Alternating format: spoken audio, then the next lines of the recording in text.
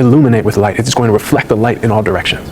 We all have a lower nature, an ego nature, a lower selfish nature, which actually blocks the light. It blocks the light of God, of the source. But we also at the same time have a perfect reflecting nature, a gem-like nature, which reflects the light of the source. And if we are to polish the stone, right, we can uncover that ruby nature. So he says it's filled with the qualities of the sun. No stoniness remains. If it loves itself, it is loving the sun, right? Because what is loved about the ruby is its reflecting quality. It is beautiful because it takes on the light, the illumination. So when it loves itself, it is loving the sun, and when it loves the sun, it is loving itself. It is loving light, right? It is light. It becomes one with the light, so to speak. Before the stone becomes ruby, it is its own enemy. Not one, but two exist. So it's an enemy of the light because it blocks the light. It veils the light. And it is trapped in duality and seeing multiplicity and otherness. But when it becomes a ruby, it is pure reflection. So there's only one, there's only the light in it. It's loving itself, it's only loving the light itself, subhanahu wa ta'ala. And An-Nur is one of the names of God. So then he says, before that, if it's just a stone, when it loves itself, it is unfaithful. It is kufr, actually. It is intensely resisting the sun. Because loving itself is loving the absence of light. It's loving other than light. It's loving darkness. It's loving the ego, its selfish desires, your own egotistical will. If it says I, it is all darkness. Then he says this line, which I really wanted to highlight. A pharaoh claims divinity and is brought down. Halaj says the same word and is saved. One is cursed. One eye is cursed, another eye is blessed. One eye is a stone, another eye a crystal. One an enemy of the light, the other a reflector of it.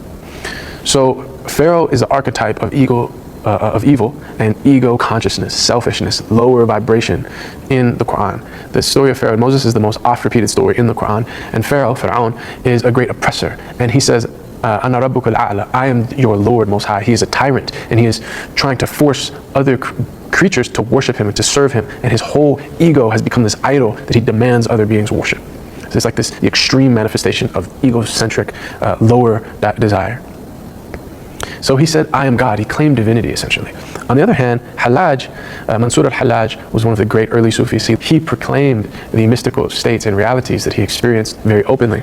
And he was killed by the ruler for seemingly outwardly for saying blasphemous statements. So he said, Ana al-Haq, I am the ultimate reality. This is famous, his famous statement. So Rumi here is saying that both Hallaj and Pharaoh said basically the same thing. They claim divinity. But the first and the essence of Islam is La ilaha illallah. There is no God but God.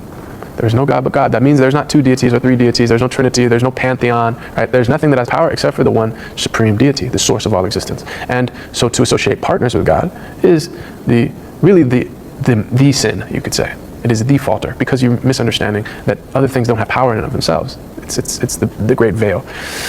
Okay, if you're not prostrating to an idol or believing in another deity, you still have this ego. That this is the mother of idols, as the Sufis call it. And if you're still concerned about what others think of you, or you're still showing off, you still have some ostentation, right? This is the subtle shirk that we need to purify ourselves of. So, of course, the Pharaoh is committing shirk. He's associating partners with God. We have our lower self, which is our ego. This is what veils, this is our stony nature. This is what veils the light, right? The nafs al-amara bisu in the Quran. But that is not our true nature. Our true nature is that we have a heart that reflects the divine light perfectly, and that's the secret of human existence, right?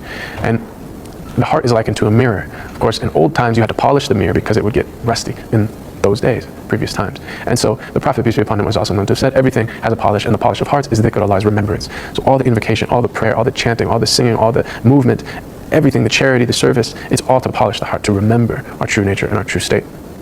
And when we do that, and when our ego self is removed through this polishing, then our heart is but a pure mirror reflecting the divine light. And when that ego self is removed in a state of wajd or ecstasy, right, momentarily in a spiritual state called fana, which means annihilation, right, the ego self, the illusory self, the duality self is annihilated. This is fana.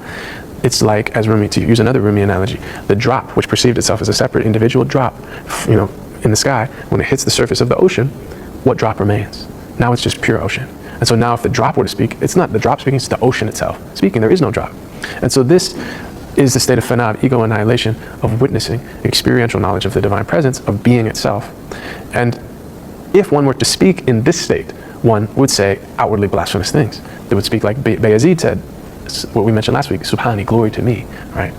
Or like Al-Hallaj, Ana al-Haq, I am the reality, because what Rumi's saying, and what the Sufis defend Hallaj by saying is, he wasn't speaking from himself, he was speaking from absence of self.